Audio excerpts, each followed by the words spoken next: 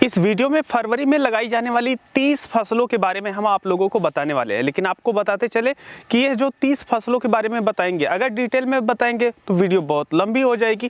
तो इस वजह से हम शॉर्ट में बताते चलेंगे कि आपको अगर उस फसल को लगा रहे हैं तो क्या सावधानी रखनी चाहिए, और इसके साथ साथ उस फसल को छोटे किसान को लगाना चाहिए, बड़े किसान को लगाना चाहिए, या फिर उसकी जो लागत है यह कितनी आएगी। तो आप लोगों को एक बार पता चल जाएगा कि इस फरवरी महीने में आप किन किन फसलों को लगा करके एक अच्छा पैसा कमा सकते हैं और किन फसलों को लगाते समय कौन सी सावधानी बरतनी चाहिए। तो चलिए हम आप लोगों को बताते हैं कि फरवरी महीने में आप किन किन फसलों को लगा सकते हैं।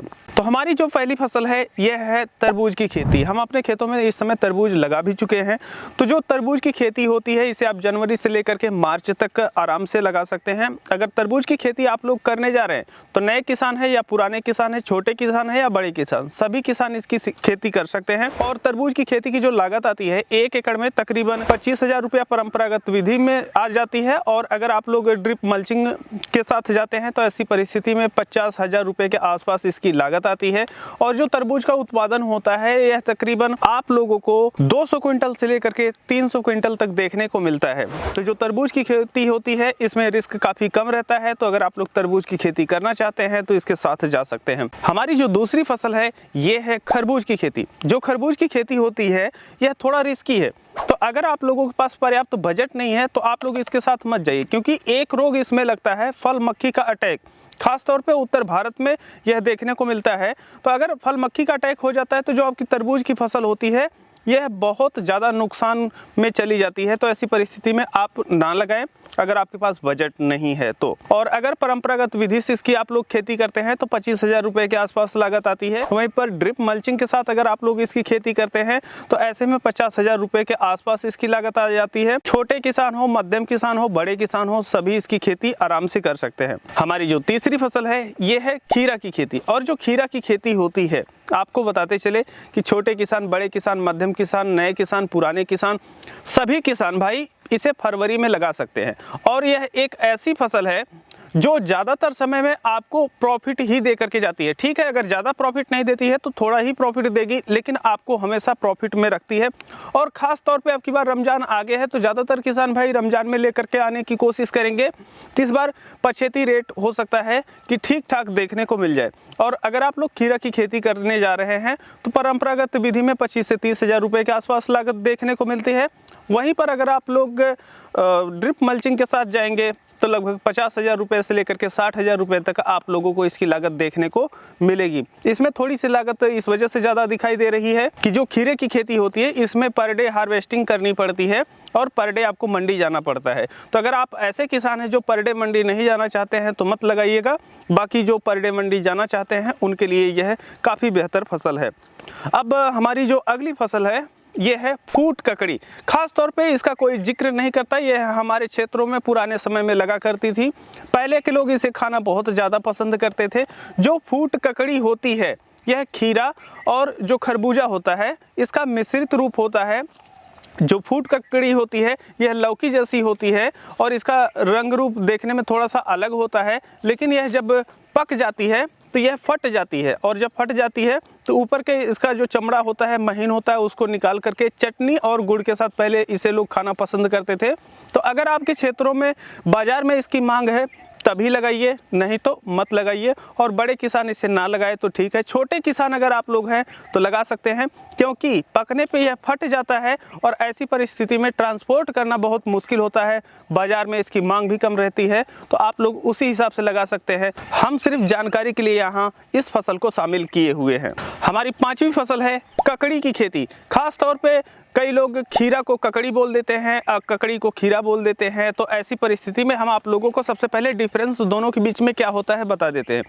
देखिए इस तरफ जो आप फोटो देख पा रहे हैं ये है खीरा। और खीरा जो होता है यह पूरी तरीके से भरा हुआ होता है और इसकी जो औसत लंबाई होती है यह तकरीबन आप लोगों को लगभग 6 इंच से लेकर के 8 इंच और कुछ क्षेत्रों में 10-12 इंच तक देखने को मिलती है। लेकिन जो ककड़ी होती है यह पतली होती है, लंबी होती है और इस पे उठी हुई धार धारियाँ आप लोगों को देखने को मिलती है और इसकी जो लंबाई होती है यह 2 फुट से लेकर के 3 फुट या 4 फुट तक देखने को मिलती है।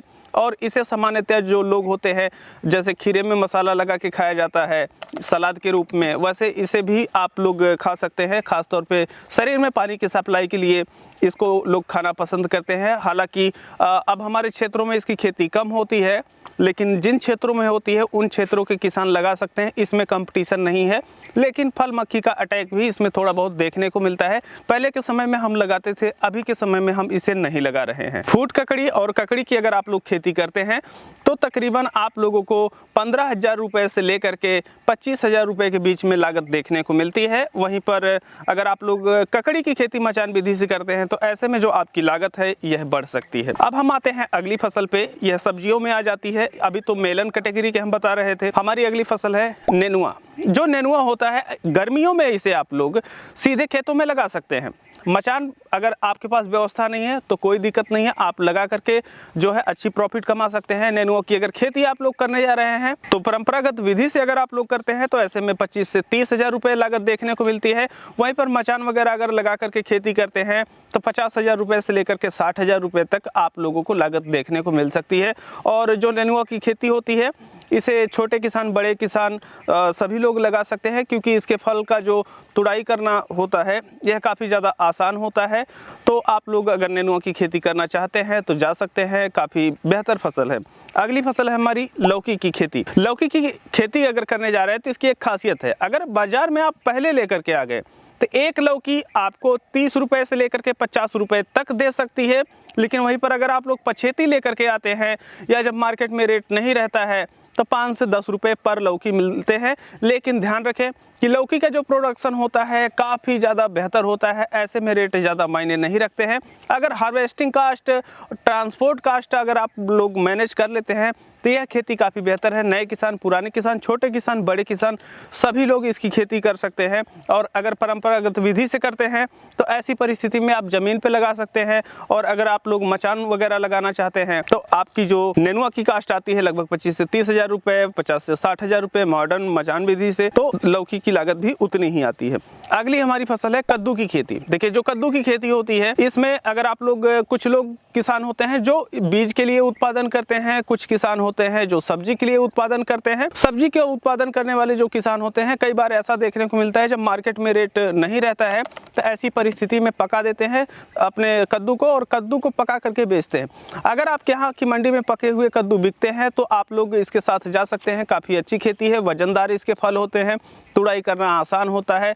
तो इस वजह से प्रति किलो हार्वेस्टिंग कास्ट जो इसकी आती है काफ़ी कम आती है। इसकी भी लागत लौकी जितनी आती है सामान्य विधि में अगर आप लोग करते हैं तो 25 से 30,000 रुपये, और अगर आप लोग मचान लगाते हैं तो 50 से 60,000 रुपये लागत आ जाती है। लेकिन कद्दू की खेती करने जा रहे हैं तो मचान लगाने की कोई विशेष आवश्यकता नहीं होती है। हमारी जो अगली फसल है वो है करेले की खेती। जो करेले की खेती होती है इसे सभी प्रकार के किसान लगा सकते हैं, कोई दिक्कत नहीं है। फरवरी बेस्ट महीना है और करेले की मांग हमेशा बाजार में बनी रहती है। ऐसे में इसका रेट बहुत कम नहीं देखने को मिलता है, ना तो बहुत ज़्यादा देखने को मिलता है, सामान्य रेट बना रहता है। बशर्ते आप किसी ऐसे क्षेत्र से ना हो जहां पर सिर्फ करेले की ही खेती होती है तो आप लोगों के लिए बेस्ट रेट करेले में देखने को मिलेगा और अच्छी खासी प्रॉफिट भी आप लोगों को देखने को मिल जाएगी। इसकी भी लागत आपकी 25 से 30,000 सामान्य विधि में है। एडवांस में अगर आप लोग जाते हैं तो 50 से 60,000 रुपये की लागत आप लोगों को देखने को मिल जाती है। हमारी अगली फसल है सरपुतिया की खेती। जो सरपुतिया की खेती होती है हम आप लोगों के लिए कुछ इसमें बातें बता देना चाहते हैं। देखिए, जो सरपुतिया होती है यह नेनुआ का एक ऐसा रूप है कि अगर आप लोग नेनुआ और तरोई खाते हैं तो एक बार सरपुतिया खा लिए जिंदगी में आप लोग नेनुआ को हाथ नहीं लगाएंगे, क्योंकि जो सरपुतिया होती है यह बहुत ही ज़्यादा स्वादिष्ट होती है और इसका जो भुजिया सब्जी बनती है ये एकदम परफेक्ट। तो अगर आप लोग सरपुतिया खुद के लिए लगाना चाहते हैं, खेती के लिए लगाना चाहते हैं तो आप लोग लगा सकते हैं। मार्केट में कंपटीशन काफ़ी ज़्यादा कम देखने को मिलता है और जो इसका रेट होता है बेहतर मिलता है, बशर्ते आप लोगों के क्षेत्र में सरपुतिया बिकती हो। यहाँ हम फोटो लगा दिए हैं, आप लोग देख सकते हैं कि सरपुतिया किस तरीके से दिखती है। इसमें 2 वैरायटी आती है, एक सिंगल फल देती है, एक गुच्छेदार फल देती है। तो अगर आप लोग इसका बीज लेना चाहते हैं तो नीचे दिए गए नंबर पर संपर्क करके इसका बीज प्राप्त भी कर सकते हैं। और जलपुतिया की खेती पर डे जाने वाली खेती है। आप लोग इसकी बुआई करके पर डे तुड़ाई करके मंडी जा सकते हैं। सामान्य इसकी लागत जो आती है तकरीबन आपको 25 से 30 हज़ार रुपये देखने को मिलती है। एडवांस मेथड में जाते हैं तो 50 से 60 हज़ार रुपये आप लोगों को देखने को आती है। अब हमारी जो अगली फसल है यह है तरोई की खेती। तरोई की जो खेती होती है आपको हम बताते चले कि यह काफ़ी ज़्यादा बेहतर है, ट्रांसपोर्ट में काफ़ी अच्छा रहता है, मार्केट में सामान्य रेट हमेशा मिलता है, इसमें बहुत ज़्यादा कंपटीशन देखने को नहीं मिलता है। तो अगर आप लोग चुनाव करना चाहते हैं तो तरोई की खेती के साथ जा सकते हैं। छोटे किसान, बड़े किसान, मध्यम किसान, नए किसान, पुराने किसान, सभी किसान इसकी खेती कर सकते हैं। और इसके साथ साथ आप लोगों को बताते चले कि जो इसकी लागत आती है 25 से 30 हज़ार, सामान्य विधि एडवांस में जाते हैं तो 50 से 60 हज़ार रुपये आपकी लागत आती है। अब हमारी जो अगली फसल है ये है मिर्च की खेती। देखिए जो मिर्च की खेती होती है यह पर केजी हार्वेस्टिंग कास्ट ज़्यादा आती है। तो अगर आपके यहाँ लेबर काफ़ी ज़्यादा महंगे हैं और आप पर डे मंडी जाने वाला काम नहीं करना चाहते हैं तो आप मिर्च मत लगाइएगा। लेकिन मिर्च का जो रेट होता है ज़्यादातर समय में अच्छा देखने को मिलता है। कोई भी सब्जी आप खरीदेंगे लेकिन उसके साथ आपको मिर्च खरीदना ही होता है, तो मार्केट में अच्छी खासी मांग भी देखने को मिलती है। तो अगर आप लोग मिर्च की खेती की शुरुआत करना चाहते हैं तो आप लोग मिर्च की खेती के साथ जा सकते हैं। अगर छोटे किसान, मध्यम किसान हैं, खुद तोड़ाई करके मार्केट लेकर के जाके बिक्री करते हैं तो ऐसे में तो आपके लिए परफेक्ट है। अगर इसकी हम लागत की बात करें तो 30 से 35 हज़ार रुपये आपकी लागत आती है सामान्य विधि में। एडवांस विधि में अगर आप लोग जाते हैं तो 60 से 70 हज़ार रुपये प्रति एकड़ लागत इसकी देखने को मिल जाती है। और ये ऐसी फसल है कि आप लोगों को लगभग 4 महीने से लेकर के 6 महीने तक लगातार प्रोडक्शन देती है। प्रॉफिटेबल खेती है, आप लोग इसके साथ जाना चाहें तो जा सकते हैं। हमारी अगली फसल है टमाटर की खेती। देखिए जो टमाटर होता है ना यह काफ़ी परफेक्ट है। सामान्यतः मार्केट का सबसे पहले आप लोग एनालिसिस कर लीजिए कि मार्केट में जब आपका टमाटर आएगा तो क्या परिस्थितियां बन रही हैं, उस समय मांग कैसी रहेगी। उसके बाद आप लोग टमाटर की खेती के साथ जाइए, फिर आप लोग देखिएगा कि टमाटर की खेती करके आप लोग अच्छा प्रॉफिट निकाल सकते हैं। टमाटर की खेती करने जा रहे हैं तो कुछ चीज़ें ध्यान में रखनी चाहिए। देखिए अगर आप लोग टमाटर लगाते हैं तो इसकी हार्वेस्टिंग करना काफ़ी ज़्यादा आसान होता है। ऐसे में प्रति किलो जो तुड़ाई का खर्चा आता है यह आपका काफ़ी कम आता है। और मार्केट में टमाटर की हाइब्रिड की ऐसी वैरायटी आ चुकी है जो कि देसी जैसा स्वाद देती है और हाइब्रिड जैसा प्रोडक्शन देती है। तो प्रति एकड़ इसका जो उत्पादन होता है यह 300 क्विंटल से लेकर के 600 क्विंटल, 700 क्विंटल तक उत्पादन होता है। और नए किसान, पुराने किसान, सभी किसान इसकी खेती कर सकते हैं। लेकिन ध्यान रखें आप ऐसे खेत में लगाएं जहां पर पानी ना लगता हो और खरपतवार नियंत्रण की सुविधा आपके पास पर्याप्त हो तो टमाटर की खेती के साथ जा सकते हैं। सामान्य विधि में लगभग 30 से 40 हज़ार रुपये आपकी लागत आएगी। एडवांस में जाएंगे तो 60 से 70 हज़ार रुपये आपकी लागत इसमें देखने को मिल जाती है। अगली हमारी जो फसल है ये है फूल गोभी की खेती। देखिए जो फूल गोभी होती है सामान्यतः इसे ठंडियों में लगाया जाता है, लेकिन आज के समय में हाइब्रिड की कई ऐसी वैरायटी आ गई हैं जिनको आप लोग गर्म मौसम में भी लगा करके एक अच्छी प्रॉफिट निकाल सकते हैं। लेकिन ध्यान रखें कि इसमें जो अनुभवी किसान है, जो 1-2 बार कम से कम फूल गोभी की खेती कर चुके हैं, वही किसान जा करके इसकी खेती करेंगे। कारण ये है कि अगर आप नए हैं तो ऐसे में गर्मियों में इसमें रोग ज़्यादा लगते हैं तो आप लोग समझ नहीं पाएंगे और घाटे में चले जाएंगे। तो अगर आप लोगों के पास अनुभव है तो फूल गोभी की खेती के साथ जा सकते हैं। फरवरी में इसकी नर्सरी डाली जाएगी, मार्च में इसका प्लांटेशन होगा और अप्रैल लास्ट मई में इसका जो प्रोडक्शन है यह आएगा। तो मार्केट में उस समय इसका रेट काफ़ी ऊंचा बना रहता है। लगभग आप 80 रुपये से लेकर के 150 रुपये किलो तक रेट प्राप्त कर सकते हैं। लेकिन ध्यान रखें रेट इतना अच्छा है तो भाई कुछ तो बात होगी इस फसल में, तो रिस्क भी बहुत ज़्यादा है। नए किसान हैं तो हम कहेंगे कि थोड़ा सा दूरी बना के रखें, 1-2 साल का अनुभव ले उसके बाद इसकी खेती में जाएं। पुराने किसान हैं, अनुभव है, रिस्क लेना चाहते हैं तो आप लोग इसकी खेती के साथ जा सकते हैं।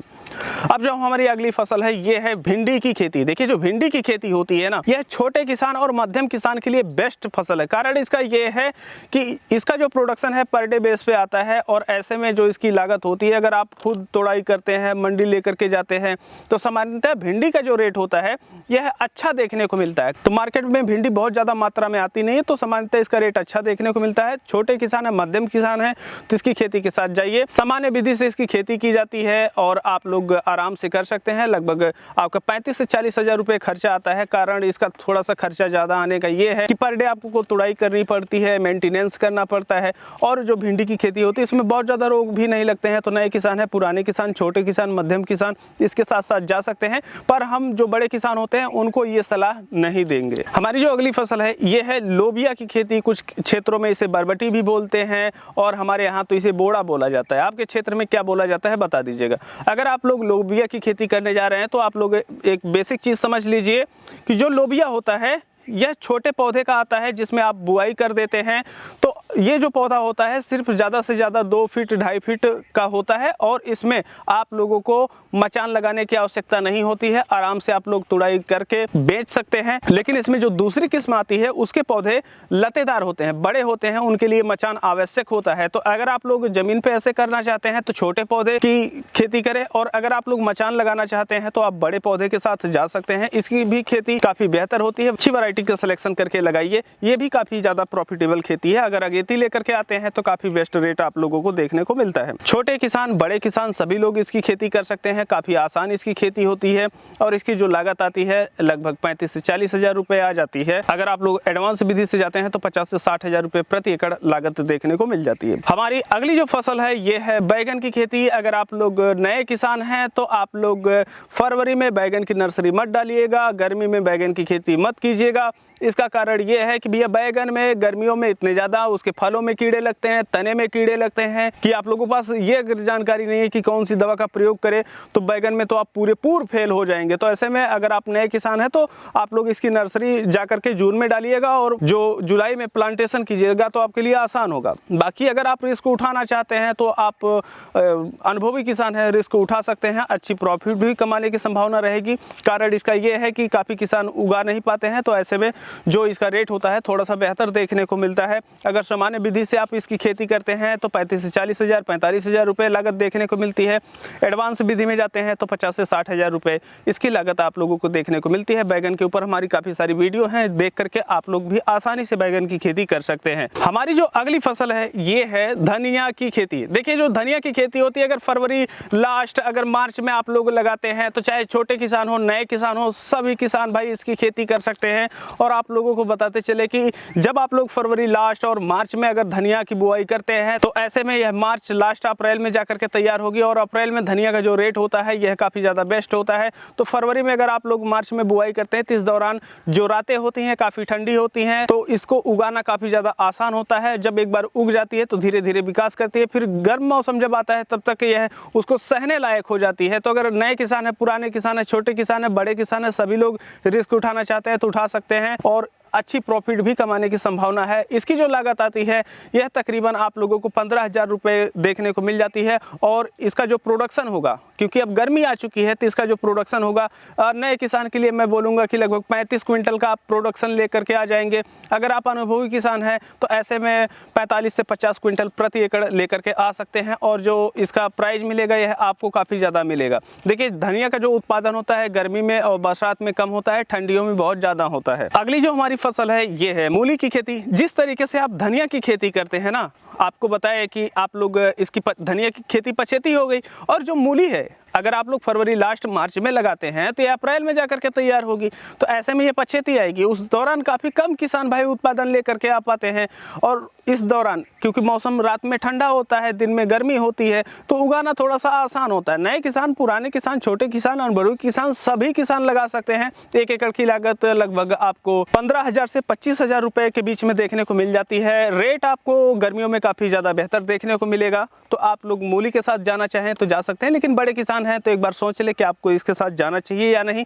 क्योंकि इसकी हार्वेस्टिंग कास्ट उखाड़ने का, धुलने का, फिर मंडी भेजने का थोड़ा सा ज़्यादा आ जाता है। अगली हमारी फसल है चुकंदर की खेती। देखिए जो चुकंदर की खेती होती है इसे आप लोग पछेती में कर सकते हैं। खासतौर पे ये जो फसल है यह ठंडियों की फसल है, लेकिन अभी भी जो पछेती खेती इसकी होती है इस समय की जाती है। इस समय आप लोग फरवरी से लेकर के मार्च तक इसकी बुआई कर सकते हैं। और ये जो चुकंदर होता है यह काफ़ी ज़्यादा सहनशील होता है। सहनशील होने का मतलब यह है कि अगर टेम्परेचर ज़्यादा भी है, पौधे देखने में अच्छे नहीं रहेंगे, तो जो इसके कंद होते हैं ये अच्छे बने रहते हैं, अच्छी स्टोरेज क्षमता होती है। तो अगर आप लोग बुआई कर दिए, ठीक है, पर डे मंडी नहीं जा रहे हैं तो कोई दिक्कत नहीं है, खेत में पड़े रहने दीजिए, जब मार्केट में मांग आई उठा करके बेच दिए। तो ऐसे में ये बेस्ट है। छोटे किसान हो, बड़े किसान हो, सभी लोग कर सकते हैं। खेत में जो आपकी खाली पड़ी मेड़ होती है उस पर भी बुआई कर सकते हैं। स्पेशल बुआई करना चाहते हैं तो वो भी कर सकते हैं। और आपको जो गर्मियों में रेट मिलता है यह काफ़ी ज़्यादा बेहतर मिलता है, क्योंकि उस समय मार्केट में इसका ज़्यादा प्रोडक्शन नहीं आता है। तो ऐसे में अगर आप लोग चुकंदर की खेती के साथ जाना चाहते हैं तो जा सकते हैं, एक अच्छी फसल है। अगर आप लोग इसकी खेती करने जा रहे हैं तो 25,000 रुपए से लेकर के 40,000 रुपए के बीच में इसकी लागत देखने को मिल जाती है। हमारी जो अगली फसल है ये है पालक की खेती। जो पालक की खेती होती है इसे आप लोग फरवरी से लेकर के मार्च तक बड़े आराम से कर सकते हैं और आपका मार्च लास्ट अप्रैल में इसका प्रोडक्शन आ जाता है और उस दौरान रेट काफ़ी ज़्यादा बेहतर देखने को मिलते हैं। अगर शादियों का सीजन पड़ जाता है तो काफ़ी बेहतर रेट आप लोगों को मिल जाएगा। तो अगर आप लोग पालक की खेती के साथ जाना चाहते हैं तो जा सकते हैं। छोटे किसान, मध्यम किसान के लिए ये मैं सजेस्ट करूंगा। बड़े किसानों को ये नहीं कहूँगा कि आप लोग पालक की खेती के साथ जाइए, क्योंकि इसकी देखरेख और इसकी जो हार्वेस्टिंग कास्ट आती है, मार्केट जो भेजना होता है, पर डे भेजना होता है, थोड़ा सा समस्या इसमें देखने को मिलती है। तो बड़े किसान इसके साथ ना जाएं। इसकी जो लागत आती है यह 15 से 20,000 रुपए आप लोगों को देखने को मिल जाती है। तो अगर आप लोग पालक की खेती के साथ जाना चाहते हैं तो जा सकते हैं। अगली हमारी फसल है बीन्स की खेती। देखिए, जो बीन्स की खेती होती है ना, यह भी आपका लोबिया की तरीके से होती है। इसमें भी छोटे पौधे होते हैं, बड़े पौधे होते हैं। जो आपको पसंद है आप लोग उसके साथ जा सकते हैं। और अगर आप लोग इसकी खेती करते हैं तो बीन्स का ज्यादातर क्षेत्रों में अच्छा रेट देखने को मिलता है। मार्केट में आजकल अच्छी मांग बनी रहती है और आप लोगों को सामान्य से लेकर के अच्छी प्रॉफिट यह देने लायक फसल है। तो अगर आप लोग बीन्स की खेती कभी किए हैं, अनुभव है, तो आप लोग बीन्स की खेती के साथ जा सकते हैं और आप लोगों को एक बेहतर प्रॉफिट इस फसल के साथ मिल जाएगी। और जो इसकी लागत आती है यह 25,000 रुपए से लेकर के 40,000 रुपए आ जाती है। हमारी जो अगली फसल है ये है पुदीना की खेती। देखिए, कई किसान भाई होते हैं जो गर्मियों में धनिया की खेती नहीं कर पाते हैं, तो उनके लिए एक ऑप्शन मैं बोलूँगा कि पुदीना की खेती आप लोग कीजिए। अगर आप लोग पुदीना की खेती करते हैं तो इसमें प्लस पॉइंट क्या है? देखिए, इसमें जड़ आप किसी से उधार मांग लिए, अपने खेतों में लगा दिए, धान की तरीके से लगाया जाता है। और वैसे पुदीना की जो खेती की जाती है ना, कई उद्देश्य से की जाती है। औषधीय फसल है, ऐसे में कुछ लोग तेल निकालने के लिए इसका प्रयोग करते हैं और कुछ लोग दवाइयों बनाने के लिए प्रयोग करते हैं। पर हम यहाँ पर जो आपको बता रहे हैं यह इसकी हरी पत्तियों को बेचने के लिए बता रहे हैं। जो पुदीना होता है गर्मियों में इसकी काफ़ी ज़्यादा मांग होती है। आप लोग सड़कों पे जाते होंगे तो वहाँ पर जो शरबत वगैरह पिलाते हैं उसमें पुदीने का प्रयोग करते हैं। और इसकी खेती गर्मियों में आप लोग आसानी से कर सकते हैं। कोई रोग नहीं लगता है, देखरेख आसान होता है। बस हंसिया लिए उठाए और काट करके, बांध करके, धुल करके मंडी भेज दिए, आपको पैसा मिल गया। छोटे किसान है, मध्यम किसान है, बेस्ट फसल है। हम इसमें बोलेंगे कि कोई रिस्क नहीं है। अगर आप लोग एक 0 पैसे का रिस्क लेना चाहते हैं तो आप लोग पुदीना की खेती के साथ जा सकते हैं। बस एक चीज़ पता कर लीजिएगा कि आपके मंडी में पुदीना की लगभग पर डे बिक्री कितनी है, उसी हिसाब से आप लोग अपने क्षेत्र में खेती कीजिएगा। अगर आप लोग पुदीना की खेती करते हैं, एकड़ का खर्चा ज़्यादा से ज़्यादा 15,000 रुपये आएगा। और ऐसे में यह बेस्ट क्रॉप है। आपको हमेशा लगभग जब आप लोग इसकी रोपाई कर देते हैं तब से ले करके तकरीबन जब तक ठंडी नहीं आ जाती है तब तक हार्वेस्टिंग मिलती है। अगर आपके खेतों में थोड़ा बहुत पानी भी लग जाता है तब भी कोई दिक्कत नहीं है। गर्मी में काटिए, बरसात में काटिए, बहुत ही अच्छी फसल है। और इस पे हम एक जल्दी डिटेल वीडियो भी लेकर के आने वाले हैं। तो आप लोग पुदीने की खेती के साथ जा सकते हैं। बहुत अच्छी फसल है, बहुत प्यारी फसल है। अगली हमारी जो खेती है ये है सहजन की खेती। देखिए, जो सहजन होता है यह सब्जियों के रूप में बिकता है। सब्जी बनाने के लिए इसके साथ साथ इसकी पत्तियां बिकती हैं, इसकी डालियां बिकती हैं, इसके बीज बिकते हैं। क्या नहीं बिकता है? तो अगर आप लोग इसकी खेती करना चाहते हैं तो इसकी खेती के साथ जा सकते हैं। और अगर आप लोग नहीं भी करना चाहते हैं तो अपने खेतों के किनारों पे इसको लगा सकते हैं। आपके खेत को कोई नुकसान नहीं पहुंचाएगा। प्लस इसको आप लोग एक बाउंड्री वॉल की तरफ से भी प्रयोग कर सकते हैं। और इसमें कोई ज़्यादा लागत नहीं आती है, बहुत ही बेहया फसल है। इसकी मोटी मोटी डालियाँ काट के ऐसे खेत में डाल दीजिए और उसके बाद 1 महीना पानी मत दीजिए और उसके बाद जब बरसात होगी तो अपने आप लग जाती है और बहुत बढ़िया यह प्रोडक्शन देती है। तो चाहे आपको पत्ती बेचना हो, इसकी फलियों को सब्जी के रूप में बेचना हो, इसकी फलियों को औषधि रूप में नीमच मंडी बेचना हो, तो आप लोग सब कुछ कर सकते हैं। बहुत परफेक्ट फसल है। खेत खाली पड़ा है, लगा दीजिए और वैसे सूख जाने दीजिए और फिर मंडी ले जा करके बेच दीजिए। हर परिस्थिति में परफेक्ट फसल है। यह उन किसानों के लिए है जिनके खेत खाली पड़े हैं या थोड़ा बहुत वह एक्स्ट्रा इनकम करना चाहते हैं। छोटे और मध्यम किसानों के लिए मैं बोलूँगा कि खेत के बाउंड्री पे लगा दीजिए। आपके खेत को छाया भी नहीं देगी और आपके खेत की सुरक्षा तो देगी ही देगी। बहुत अच्छी फसल है, आप लोग इसके साथ जा सकते हैं। लागत इसकी बहुत कम आती है क्योंकि इसके बीज या पौधे काफ़ी सस्ते के रूप में मिल जाते हैं। अगर आप चाहिए तो यहाँ पर नंबर दिए हैं, आप लोग संपर्क कर सकते हैं। अब यहाँ पर अनाज वर्गीय जो फसलें हैं उनको हम बता दे रहे हैं, सिर्फ इस उद्देश्य से बता दे रहे हैं कि कई किसानों को पता नहीं नहीं होता है तो उनको पता हो जाएगा। देखिए अनाज वर्गीय जो फसलें हैं यह मक्का है, ज्वार है, बाजरा, मूंग, उड़द और सूर्यमुखी। अब यह जो फसलें हैं आप इनको लगा सकते हैं। ज़्यादातर बड़े और मध्यम किसान इसको लगाते हैं तो बेस्ट रहता है। और मक्का अगर आप लोग हरे के रूप में, भुट्टे के रूप में बेचना चाहते हैं तो मध्यम और छोटे किसानों के लिए भी बेस्ट रहता है, क्योंकि जब आप लोग भुट्टे के रूप में बेचते हैं तो आप लोगों को जो इसके दाने बेचे जाते हैं सुखा करके उसकी अपेक्षा थोड़ा सा ज़्यादा प्रॉफिट देखने को मिलती है। और ज्वार, बाजरा, मूंग, उड़द यह ऐसे किसान हैं जिनका खेत खाली पड़ा है, कुछ उसमें नहीं लगा रहे हैं तो लगा दीजिए। कम लागत वाली फसल है, आप लोगों को अच्छी प्रॉफिट मिल जाएगी। फिर आप लोग आगे जाकर के बरसात में उसमें अन्य फसलें लगा सकते हैं। अगर इस पर स्पेशल वीडियो चाहिए तो बता दीजिएगा। और जो हमारी अगली फसल है वो है सूर्यमुखी की खेती। देखिए कई किसानों का जो खेत होता है इस समय, जैसे मार्च में खाली हो जाएगा, सरसों कट जाएगी तो उसमें सूर्यमुखी बो दीजिए। जो सूर्यमुखी होती है इसकी खेती बहुत आसान होती है। जस्ट आप बो दिए, 1-2 पानी दे दिए और हल्का सा खाद दे दिए, आपकी जो फसल होती है तैयार हो जाती है। फिर उसको हार्वेस्ट करके उसके बीजों की बिक्री कर सकते हैं, उसके बीजों को तेल निकाल सकते हैं, तेल निकाल करके बिक्री कर सकते हैं। काफ़ी आसान खेती है और इसकी खेती तब होती है जब ज़्यादातर किसानों का खेत खाली पड़ा होता है। तो अगर आप लोग एक्स्ट्रा इनकम लेना चाहते हैं तो सूर्यमुखी की खेती के साथ जा सकते हैं। अगर आप बोलेंगे इसमें डिटेल वीडियो लेकर के आने के लिए तो हम डिटेल वीडियो लेकर के आ जाएंगे। बाकी यहाँ पर जितनी फसलों को हम आप लोगों को बताए हैं उनके उच्च क्वालिटी के गुणवत्ता युक्त बीज लेना चाहते हैं तो दिए गए नंबर पे कॉल या व्हाट्सएप करके संपर्क कर सकते हैं। ऑल ओवर इंडिया घर बैठे बढ़िया बीज, इंपोर्टेड, विदेशी, हाइब्रिड जो भी आप चाहेंगे सारी सीड मिल जाएगी। बाकी हम लोग मिलते हैं एक नई वीडियो में, तब तक के लिए चलते हैं। जय जवान, जय किसान।